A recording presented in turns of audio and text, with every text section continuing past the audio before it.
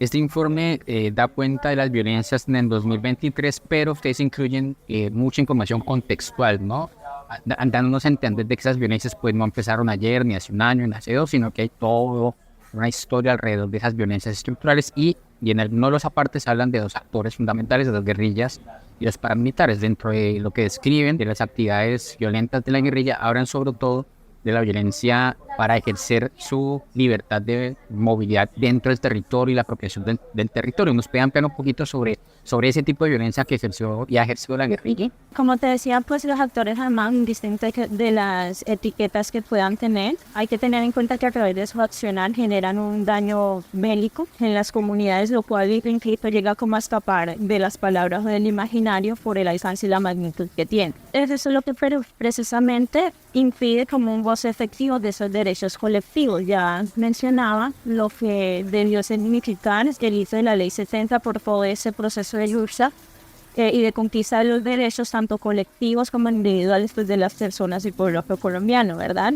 Y sin embargo, a raíz como de este accionar bélico, no se permite el ejercicio como tal, por ejemplo, del ser y del espacio para hacer que esa conexión con el territorio, porque ahí desarrollamos, a fin de cuentas, pues nuestra vida cotidiana, es donde se transmiten los saberes ancestrales, es donde se desarrolla una vida o una forma organizativa que nos permite la pervivencia como pueblo afrocolombiano. Y en ese mismo sentido, en el informe aparece que una de las acciones violentas que ejercieron los paramilitares era algo que a mí me llamó muchísimo la atención y que es la prohibición de llevar los peinados. Cuéntanos un poco de eso, qué implicaciones tiene, por qué. Es una cosa que recogemos en el informe y que lleva un momento contextual y habla de tiempo pasado, pero que si nos vamos al presente, eso se sigue ejerciendo, ¿sí?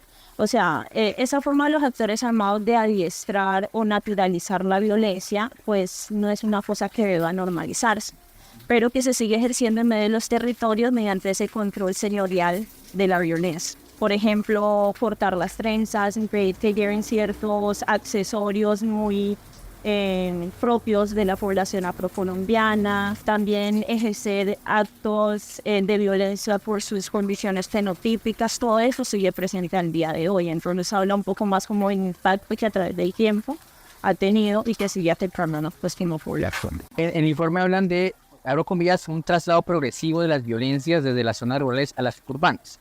La pregunta es, ¿cuáles son esas violencias ejercidas en la ciudad? Pues cuando hablamos de un traslado progresivo, pues precisamente se habla de que son las mismas violencias que han estado teniendo en las zonas rurales, así que las formas realmente cambian muy poco. Vas a encontrar los mismos hechos discriminantes como la desaparición forzada, los homicidios, la extorsión que realmente sí ha crecido bastante en las zonas urbanas. Pero pues el análisis aquí habría que centrarlo al hecho de que se supone que en las zonas urbanas había una continuidad de esta violencia por la ausencia del Estado, ¿cierto? Que permitían que se desarrollaran como estas acciones y tratos deshumanizantes en contra de la población. Sin embargo, encontramos que en la zona urbana como tal, la presencia del Estado está, encontramos a la Defensoría del Pueblo, encontramos a la Fiscalía, a la Policía y demás instituciones pues, que representan al Estado y sin embargo se siguen desarrollando este accionar bélico. Entonces también ver como la visión de cómo se desmorona como esa visión del Estado como garante de derechos.